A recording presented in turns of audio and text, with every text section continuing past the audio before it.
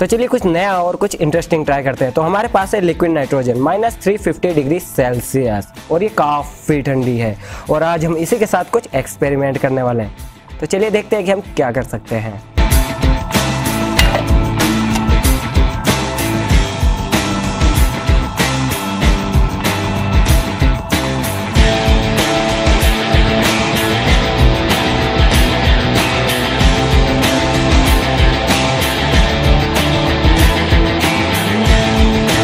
तो एक तरफ है हमारे पास -360 डिग्री सेल्सियस नाइट्रोजन और दूसरी तरफ हमारे पास है हॉट वाटर और मैं इन दोनों को मिक्स करने वाला हूँ। लेकिन हमारी साइंस ये कहती है कि हमें ऐसा नहीं करना चाहिए, लेकिन मैं फिर भी ये करने वाला हूँ। फिर देखते हैं कि क्या होता है, लेकिन उससे पहले safety first. Okay, safety check, let's do this.